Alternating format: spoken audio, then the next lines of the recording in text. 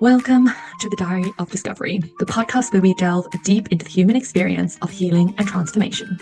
I'm your host, Jacky, and each week we will sit down with inspiring individuals who have embarked on their own personal journeys of healing and self-discovery. From overcoming trauma to navigating life's challenges, our guests share their raw and honest stories, offering insights, wisdom, and hope to all who tune in. So grab your favorite cup of tea, find a cozy spot, and join us as we uncover the power of resilience, courage, and the pursuit of authenticity. This is the Diary of Discovery. Welcome back to the podcast. I am so excited to have the beautiful Denise with us today. Denise, tell everyone who you are and where you are in the world. Hi, I'm Denise Barbi. I live in Luton, but I come from the north, so I'm a Geordie. And I'm in Luton, and I'm a mystic Reverend. So I love doing all healing work. And I like people to find the light within themselves. So we go on beautiful journeys together. Oh my gosh, I love that. Mystic Reverend. How beautiful is that name? I love it. Okay, so as you know, we are here to talk about your own personal healing journey and how you went from where you were to where you are today. So, can you take me back to the start of the journey? What was the start of your healing where you realized something wasn't right or something had to change? Well, first of all, from about the age of 5, that's when I began to realize that I I could sense, feel, smell, taste. I could see spirit, but I was very, very fearful, because a little girl going to bed and all of these things about, I was really, really scared. So I blocked it, and then it kept appearing again. Like when I was 16, my nana died in Newcastle. She passed, and she came to visit, and it was like, no, no, no, like I'm not having that. And then when I was 28, I was working in a factory making car seats. And one of my friends, Angela, came along and said, feel the vibration of this crystal. And I was like, what a load of, do you know what I mean? Like, so she put it in my hand. But what actually happened, it gave me an electric shock to my heart. Right. And I was like, oh, take it out my hand, because I'm gonna have to throw it, and I didn't want to throw it. It was concrete floors. Like, take it, and she said, well, it's not that sort of vibration. So anyway, when I looked at the lady beside me, I could see things about her, and I told her things about herself. And then people walking past as I was machining, and I was like, oh, I like your carpet in your house. And the lady said, well, you've never been in my house. And I was like, oh, you're getting married. And it was all a big secret. So I was sensing and feeling and seeing all of this around people. And I thought, I think I'm going a bit crackers here.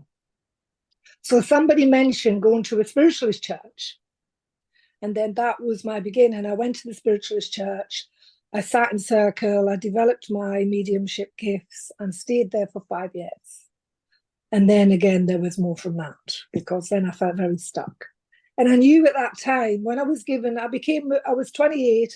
became quite a young, good medium out there working, the platform.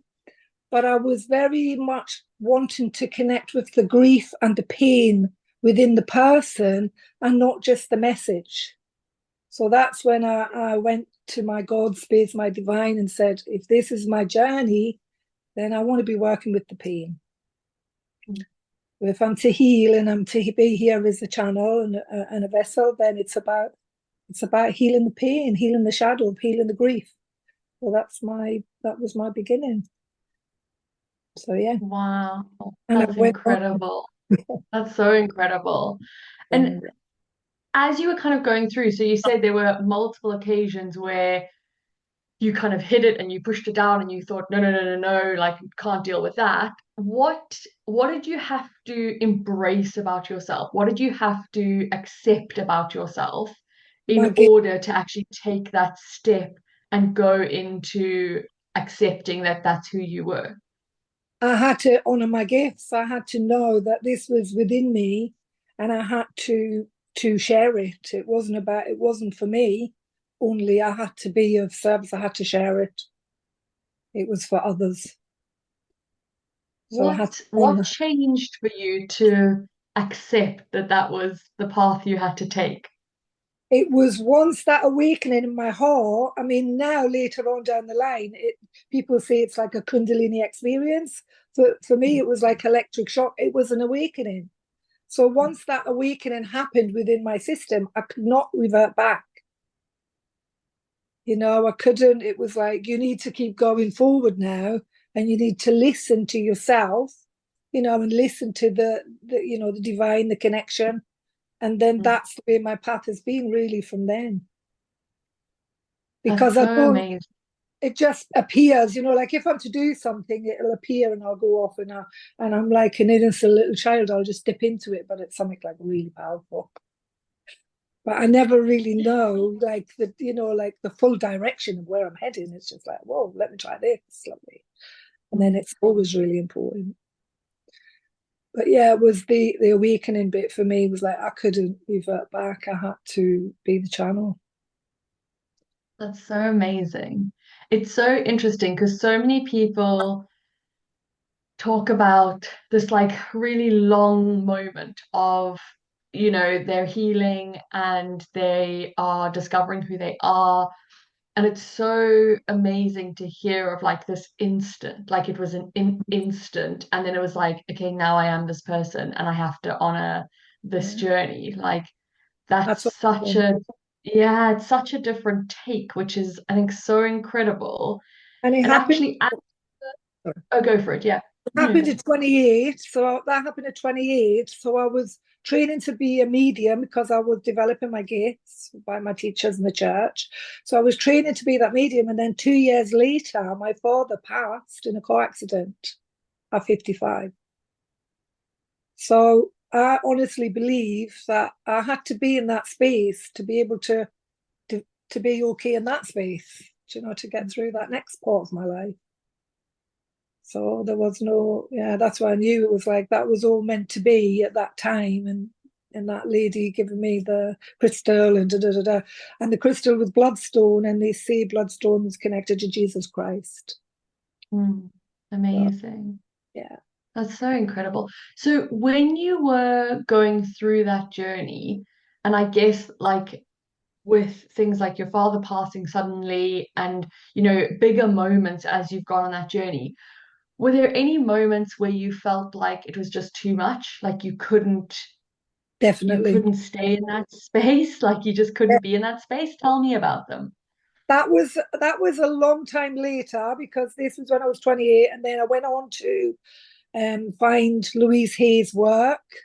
And then I went off to America to study there with Louise Hay, got invited to her home, did all of that amazing, amazing being, beautiful, beautiful energy, amazing. And then Reiki as well. So in 1999, I did a lot of all of my sort of work on self deeply was Louise Hay and my Reiki both went together. So I've done all of that in 1999. And then I got on with life. Um, I've got 4 children. I'm married 43 years now. So it's like just gone on with life. And then when my youngest daughter, she got to 22 years of age. And one night, my mum had just married my stepdad that day. And all the youngins went out downtown, clubbing after the wedding. And my daughter she went to a cash point after trying 3 other cash points that didn't work. She went to this cash point, and as she heard a commotion and she turned her head, and as she turned her head, there was a boy there, a man, and he was throwing a brick at somebody else, and it hit her straight in the face, and it nearly took her nose off. And by this time, my daughter had already buried her daughter. So we had come through that. And then she was diabetic from 8 years of age, she was diabetic. And then she had to bury her own daughter. And then she got hit in the face with a brick. And then that was it for me. I said, I'm not doing no more work, like Why does this have to happen? My boots are going to get hung up.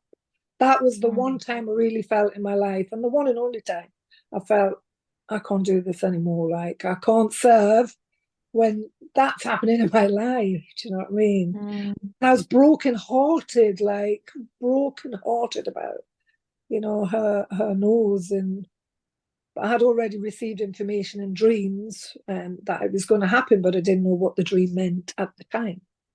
Mm. Baba had told me in a dream that I would be broken-hearted, and I so was. And that was the only time, but I think I had about a few weeks off and I couldn't not do it. Because Yeah. people, I need to be the vessel. So, but that was the one time. And that sticks It's out because I could feel yeah, my hanging up my boots. It was like that's yeah. gonna be, but no, I couldn't. Yeah, it's so challenging to hold space for other people when you are hurting, to hold Yeah. space and try and help other people and move other people through grief or pain or whatever it is when actually you're struggling Oh, yourself. So I think that that's such a um yeah, I mean to have so much grief in your life, in your daughter's life, I can completely see how you would get to that point of being like, nah, I'm done now. Like, no, no, no. And then you said it was only a couple of weeks, and then you just so what I think can you remember the moment where you came back in? a lady had got in touch with me at this, and we're very good friends to this day. And a lady had got in touch with me during the time, and I said, "Oh, I'm not so sure. Do you know what I mean? I'm not so sure if I'm going to continue, sort of thing. I will get back to you another time, sort of thing." So I was really like fobbing her off, like, I'm not sure. And then I think she came back in, like, and she was in a really difficult time in her life, and it was just like, again, my heart was like, oh, no, I have to also share. I have to be present. And we're friends to this day, very good, very, very good friends years later. But she came in at that time Amazing. to push me through. And she has the same Mhm. second name as you. I Yes. love that. I just noticed that this morning. I was like, wow. Yeah. So Oh, I love that. That's incredible. it was It's fun. so it's so interesting how these things get placed in our paths, isn't it? To strengthen you, but also to bring you back on that path and say, you're not done yet. No. There's more work to be done here. Oh, Um, and just to sort of keep you going. It's such an interesting yeah, it's such an interesting concept of the divine and how everything always lines up. And when you definitely. look back, it's so easy to see the pathway, but when you're looking forward, it's just like an absolute haze of trees and mess, and you go no idea where you're going. I It's a know. really it's a really great joy of healing. So Yeah. for you, what what's your kind of outlook on life? Like, how do you see the world and like make sense of the world? I don't get connected to all of the mass stuff. What, like what the media's put now. And I don't watch news, I don't read newspapers, I just every morning I connect and I pray. I do my prayer, I meditate, I connect, and I do it from my heart space. And I really feel that then that's enough. That's the best that I can do. But I don't get involved with the needing to make it right and and taking sides. And I just stay out of that mix and just do give my love. So Mm, I pray for the areas and I pray for the people, but I don't I'm not into sort of action stuff. mm. Fighting for the right of da da da da. That's never been me. I don't understand it because I don't like the fight to begin with. Yeah, it's a very different concept leading from love. It's a very unique concept in the world right now where everyone needs to pick a side and fight for, and if you're seen not to be fighting, you Yeah. obviously are not doing anything. Like there's a very, very strange narrative in the world. I was having this conversation with somebody a little while ago, um, about the concept of like war and whose side is everyone on when it comes to a war. And I was like, I'm just all about innocent people not being hurt. Like it doesn't matter what side they're on. It doesn't matter where they are in the world. It doesn't matter who they are. If they're innocent, they shouldn't be getting hurt. And this person just couldn't get the concept. They were like, yeah, but which side? And I was like, no No, side. Like no side, just innocent people anywhere. Like it's their own shouldn't that truth. be enough? It's like my truth and your truth could be two different truths, but it doesn't Yeah. mean one's right and one's wrong. It's just who we are. Mm, You know, you're coming from your truth, I'm coming from my truth, and it doesn't make us right or wrong. mm. It's just honoring that Really, space in between. yeah, it's really, really lovely um, doing the podcast and talking to people, because people who have gone through a kind of a really like big healing journey or traumatic journey they have so much more compassion and so much more understanding for people than people who have not gone through that healing process and done any of that healing. I see so much more understanding and compassion in people when I talk to guests on the podcast than I do anywhere else in any of my business or my career, like which is just it's so interesting as like a concept as well, which I I, think is really, really cool. I always say that the greatest healers are the ones that know pain. Yeah, definitely. And we've been through it, we know it, we've done it, so we know it, we can share it, we can hold that Yeah, space. yeah. No, absolutely. So I always am interested in how people kind of went through their healing, found their purpose, and then made it their work and like, brought it into the world. And for you, it sounded like it was like right at the beginning, you started to go straight into this idea of like being a medium. And like, is that still how you work now, or has it evolved over? Yeah, I still, but no, I won't do mediumship without healing, because people will want me just to be the medium. But for Yeah. me, it's more than the message. Mm. I work with the pain and the shadow of the body. So people come to me for healings and readings where I read the chakra system, and I am a remover. I can exchange energy, so it's like I remove. So we work together to remove this stagnation, the shadow that's in the stories in the body in the chakra system. Yeah, So the mediumship comes into that space if of course. if and it's always we allow that space to open. So if someone wants to pop in and out, then they can.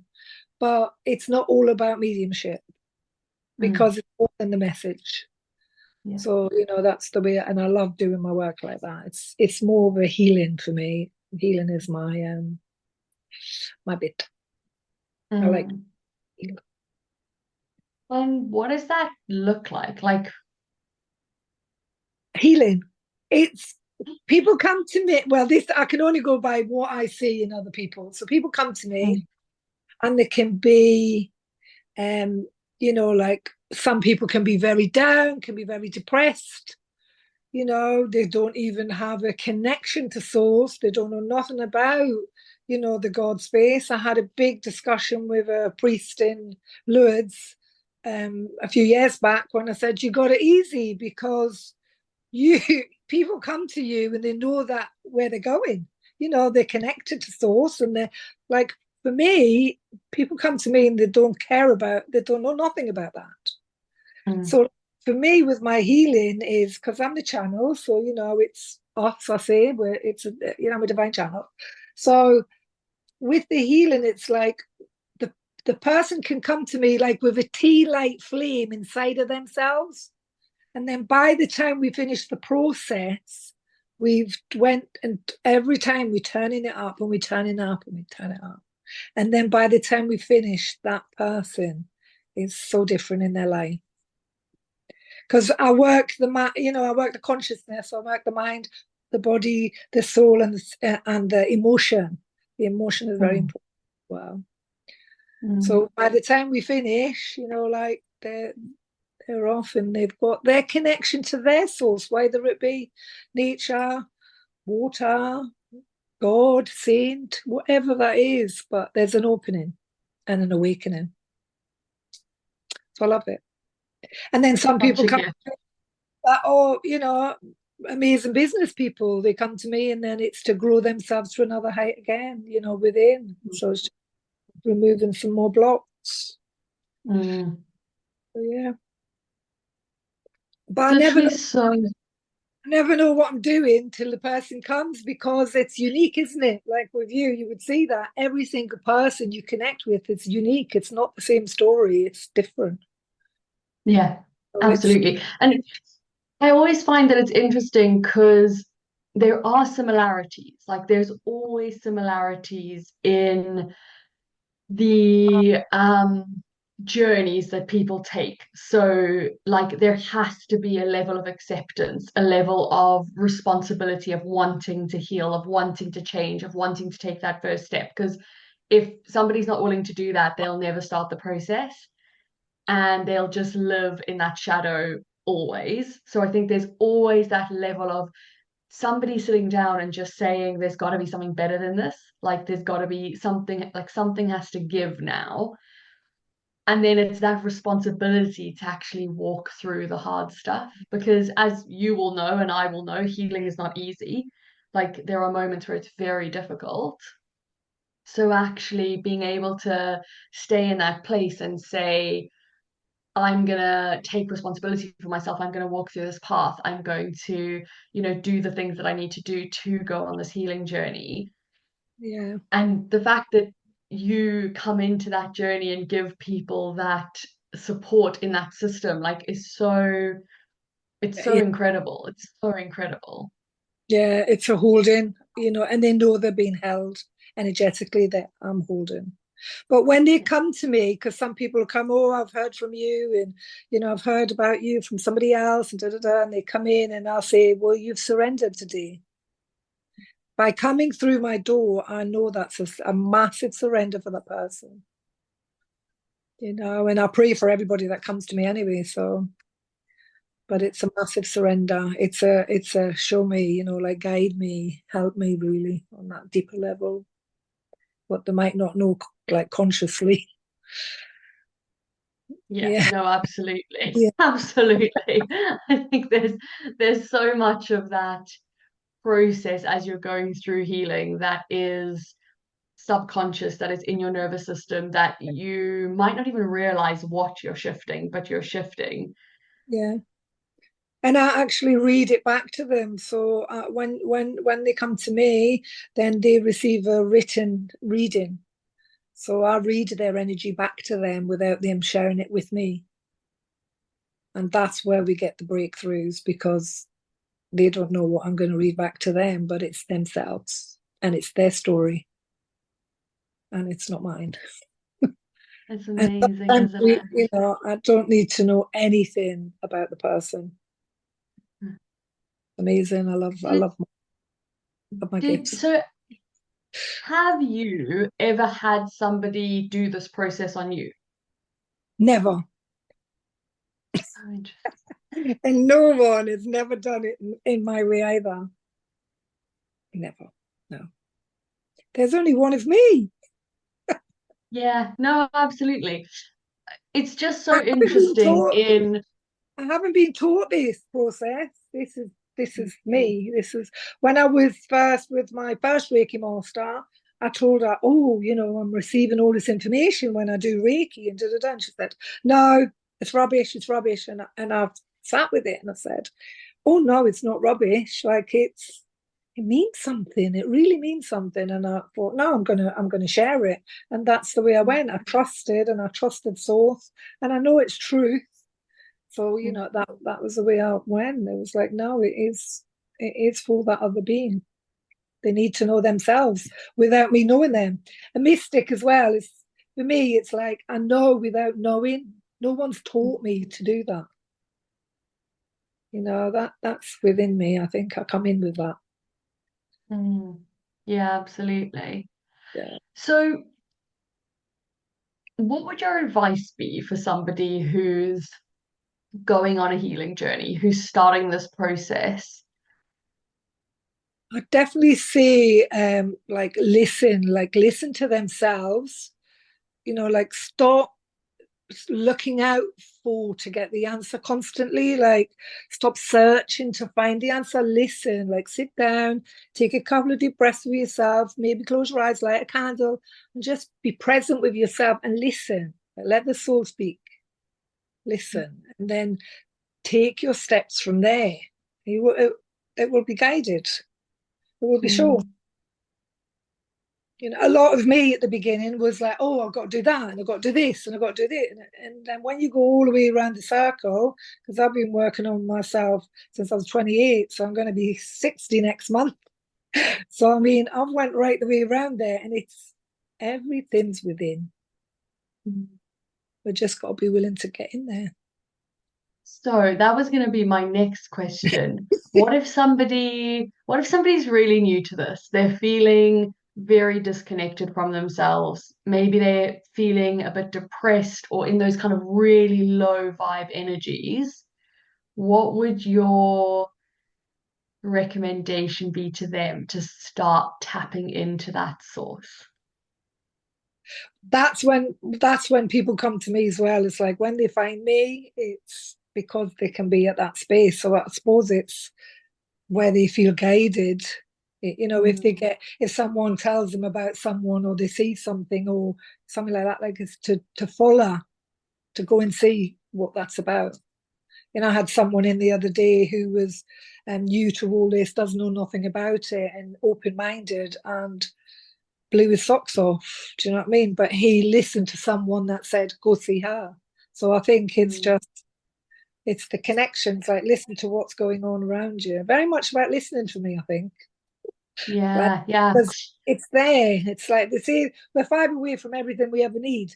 So like it's around you. So it's like open your eyes a bit and just see what's going on around you. If that person's depressed, like what is it?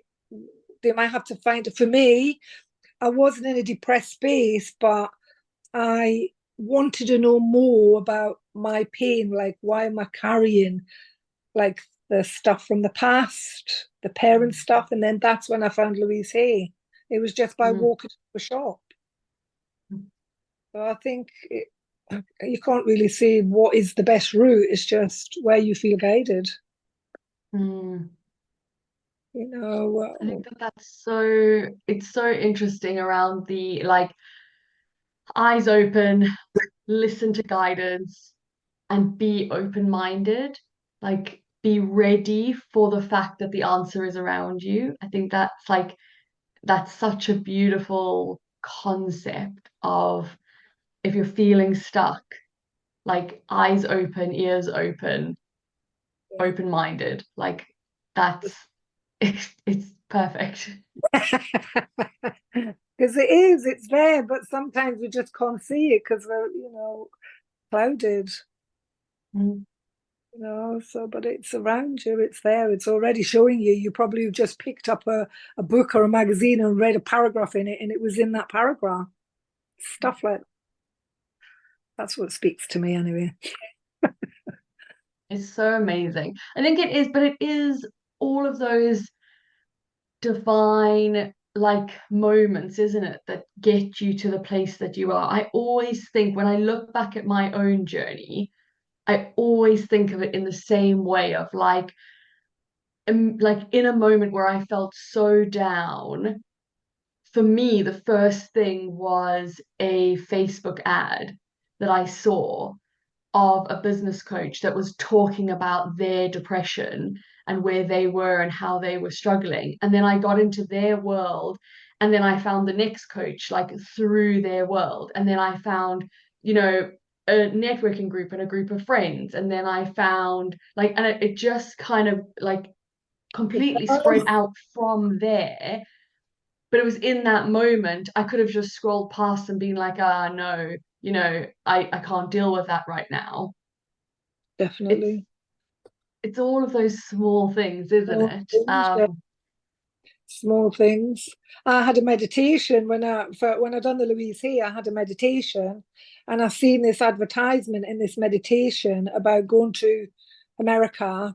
Um, this was in December 1999, and I had this meditation, and in it I had this little pink um sort of advertisement about March 2000 it just I knew it was America. I didn't see where in America, but it was just Louise Hay teacher training. And so anyway, that day me and my friend went off and we bought some magazines. We were in Wales. We bought some magazines and I opened the magazine and there was the same. There was the same advertisement and it was March 2000. By hook or by crook, I was on that plane and it was in California.